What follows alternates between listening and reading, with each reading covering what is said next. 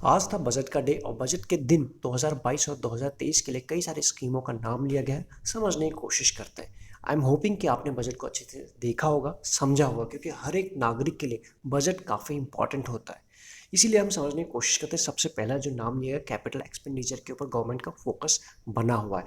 ऐसे में अगर हम बात करें, जो पहले था कैपिटल एक्सपेंडिचर 4.54 लाख करोड़ के आसपास था, उसे बढ़ा के 7.50 लाख करोड़ 2022 और 23 के लिए घोषित किया गया है, जो काफ़ी पॉजिटिव है देश के लिए। ऐसे में अगर इसको इस तरह समझने की कोशिश करें, गवर्नमेंट ने अपना बटुआ, अपना पर्स, अपना वॉलेट ओपन किया है, ये एक सुपर पॉजिटिव बात हो जाती है।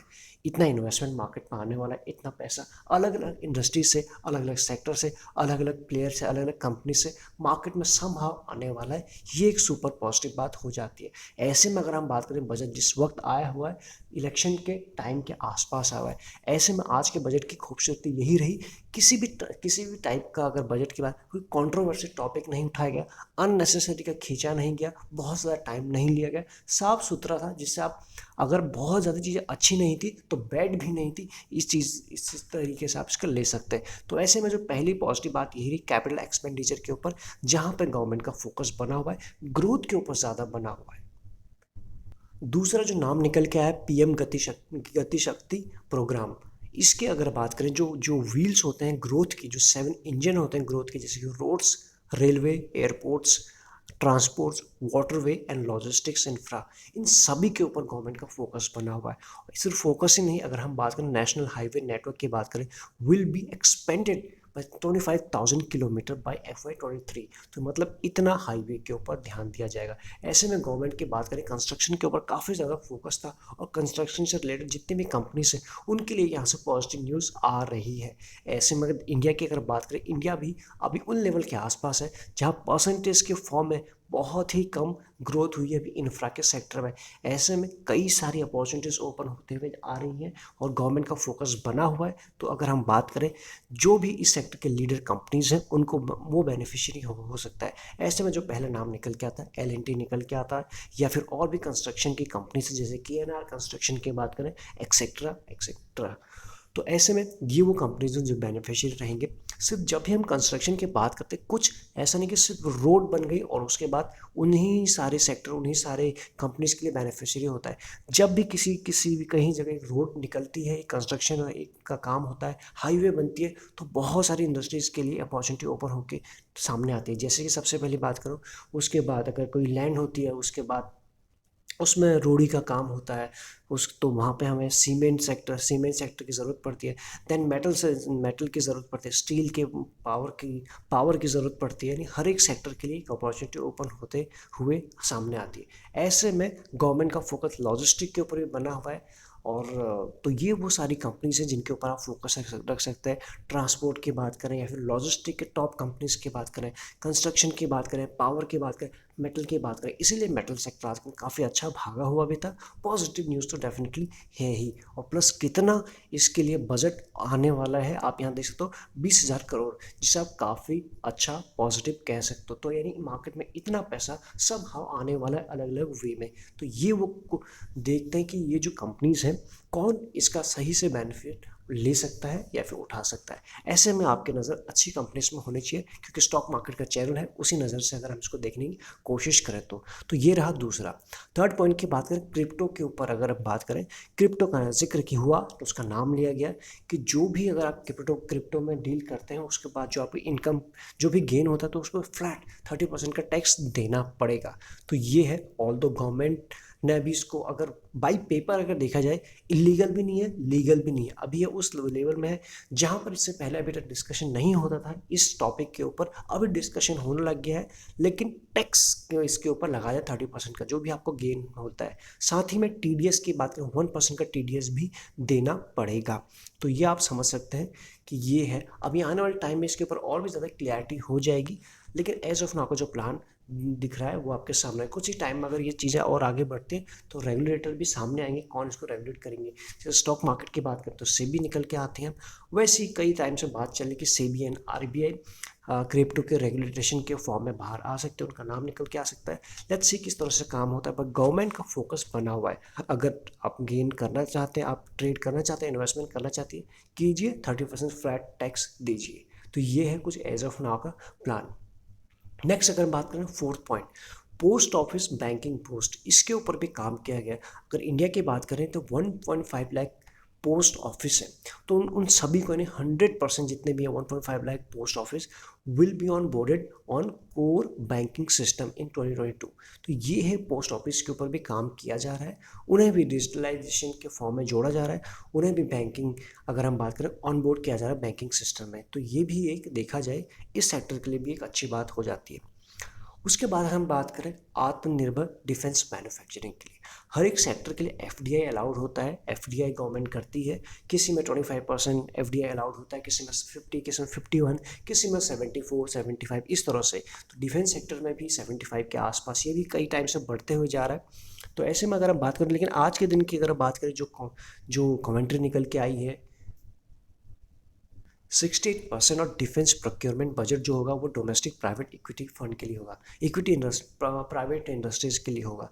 यानी कि जो अभी तक गवर्नमेंट का जो फोकस बना है ना, उसी के थीम के ऊपर काम हो रहा, आत्मनिर्भर भारत। और डिफेंस की अगर हम बात करें तो जो भी चीज़ें हैं इंपोर्ट के ऊपर भी काम होता है कि जो हम इंपोर्ट कर रहे हैं वो कम हो और हम यहाँ पे ज़्यादा चीज़ों को बनाएं। ऐसे में कुछ ऐसी कंपनीज़ हैं जो डिफेंस सेक्टर की चीज़ें बनाती हैं या फिर उस सेक्टर में काम करती हैं, पीएसयूज़ हैं, उनके ऊपर आप फोकस रख सकते हैं, वो यहाँ से बेनिफिशरी हो सकते हैं इस स्कीम के तहत। तो ऐसे में गवर्नमेंट का फोकस तो बना हुआ है। नेक्स्ट अगर हम बात करें 400 new generation Vande Bharat train, ये ट्रेन के लिए ये एक नई पॉजिटिव बात हो जाती है। यानी एक नहीं, दो नहीं, 40 नहीं, 50 नहीं, 400 new generation Vande Bharat train will better efficiency will be brought in during next 3 year. तो जिसे आप कह सकते हैं पॉजिटिव न्यूज़ हो जाती है। ऐसे में आप समझ सकते हो ट्रेन के सेक्टर में एक ही कंपनी है, वो बेनिफिशियरी हो सकती है। उसके अलावा भी और भी हैं जो जो अगर हम बात करें रेलवे के सेक्टर में काम करते हैं, उनके ऊपर आप फोकस रख सकते हो। इसके अलावा अगर हम बात करें जो कार्गो, यानी कि अगर हम बात करें लॉजिस्टिक सेक्टर में, वहाँ पर भी गवर्नमेंट का फोकस बना हुआ है। तो अगर हम इस चीज़ को देखने की कोशिश करें, cargo terminals to be develop during next 3 year 100 PM, तो आप जिससे आप समझ सकते हो यहाँ से। तो जो भी लॉजिस्टिक से रिलेटेड पॉजिटिव या फिर एक स्ट्रॉन्ग फंडामेंटल कंपनीज हैं, उनके ऊपर भी आप नज़र रख सकते हैं। क्योंकि अगर बात करें मेक इन इंडिया, लॉजिस्टिक या फिर इंफ्रा, वो सारी थीम एक ही है। और आत्मनिर्भर भारत जो समवेयर समवेयर कई दिनों से चली आ रही है, और ऐसे में गवर्नमेंट बार बार उनके ऊपर फोकस कर रही है। तो आज के दिन जैसे ये चीज़ें अनाउंस हुई, मार्केट में चीज़ें जैसे जैसे निकल के आ रही थी, हमने देखा कि LNT भागना शुरू किया, KNR कंस्ट्रक्शन भागना शुरू हुए थे, सीमेंस जैसी कंपनी या फिर पावर रिलेटेड कंपनी, मेटल की बात करें, सभी भागे थे। तो इनके ऊपर भी आप नज़र रख सकते हैं। बात करें उसके बाद सरचार्ज, जो लॉन्ग टर्म कैपिटल गेन है वो उसको कैप कर दिया 15% के लिए। अब ये किसके लिए, ये जो इस तरह से समझने की कोशिश करें, सुपर रिच इन्वेस्टर हैं, सुपर रिच अगर हम बात करें पीपल हैं, उनके लिए ज़्यादा ज़रूरी हो जाता है। क्योंकि अगर हम बात करें उन लोगों को टैक्सेस जो है, ये लॉन्ग टर्म कैपिटल गेन की बात कर रहे हैं, पहले ये थोड़ा ज़्यादा हो जाता था। और ऐसे में कि कई बार आपने सुना होगा, न्यूज़ में देखा होगा कि जो फॉरेन के लोग होते हैं, जो और आउट ऑफ कंट्री वाले के लोग होते हैं और इंडिया में बिजनेस करने के लिए एंट्री करना चाहते हैं या फिर बिजनेस कर रहे हैं, कई दफ़ा ये चीज़ें बाहर निकल के आए कि इंडिया में गवर्नमेंट का टैक्स के ऊपर थोड़ा सा इंटरफेयर ज़्यादा है या फिर टैक्स ज़्यादा है, बिजनेस करने में उतनी चीज़ें ठीक नहीं रहती है। तो ऐसे में क्या होता है, सुपर रिच जो पर्सन हो यहाँ से हो जाते हैं, वो एग्जिट करने की सोच रहे होते हैं या फिर वो फॉरेन की तरफ मूव करने की तरफ सोच रहे हैं। ऐसे में वही लोग होते हैं, ये वही लोग हैं जो अगर इस तरह समझने की कोशिश करें, जो इंडिया में या फिर किसी भी कंट्री में वो जॉब की अपॉर्चुनिटी क्रिएट कर रहे होते हैं। तो ऐसे में अगर यही लोग निराश रहे या फिर यही लोग खुश ना रहे, बाहर किसी दूसरी कंट्री की तरफ मूव करें, तो जहाँ से मूव करें उस कंट्री के लिए अच्छी बात नहीं होती। स्पेशली हम इंडिया की बात करें तो इंडिया के लिए अच्छी बात नहीं होगी। तो उन्हीं चीज़ों को ध्यान रखते हुए गवर्नमेंट की अगर बात करें तो ये उनके लिए अच्छी बात है कि जो ये लॉन्ग टर्म कैपिटल गेन है उसको फिक्स रखा है 15% कर दिया, उसको कैप कर दिया, ये एक अच्छी बात हो जाती है। इसके अलावा नेक्स्ट जो अनाउंसमेंट हुआ, डिजिटल रुपी जो है, एक digital rupee will be announce by the reserve bank in India. तो 22-23 में इसके ऊपर भी आपको चीज़ें क्लियर होते हुए नजर आएंगी, या फिर ये भी इंट्रोड्यूस होता हुआ नजर आएगा डिजिटल रुपी। इसके अलावा बात करें, 5G mobile service will be rolled out, तो उसके ऊपर भी काम होगा कंट्री में, इस कंट्री में मतलब अपने इंडिया की बात करें नेक्स्ट फाइनेंशियल ईयर तक, तो इसके ऊपर भी काम है। 5G अनाउंसमेंट्स की बात करें, ऑप्टिकल फाइबर की बात करें, साथ ही में ये भी बात हुई थी कि विलेज को भी, यानी हर गांव को कोशिश है कि ऑप्टिकल फाइबर के साथ जोड़ा जाए। तो ऐसे में कुछ कंपनी हैं जो मेजर बेनिफिशियरी रहेंगे। दो ही नाम निकल के आते हैं, एक है रिलायंस और दूसरा एयरटेल। एयरटेल में कुछ ही दिनों पहले आपने न्यूज़ भी पढ़ी होगी, हमने भी कवर करने की कोशिश की थी, गूगल ने भी एक हैवी इन्वेस्टमेंट उसमें किया है, तो गूगल की तरफ से ऑलरेडी इन्वेस्टमेंट है।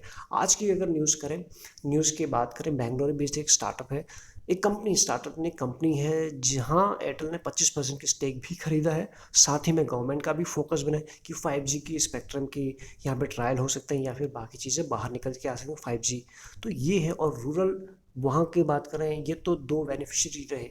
रूरल एरियाज़ की अगर हम बात करें, ऑप्टिकल फाइबर रिलेटेड जितनी भी कंपनीज हैं वहाँ वो भी काफ़ी बेनिफिशियरी हो सकते हैं, तो उनके उनके ऊपर भी आप नज़र रख सकते हैं।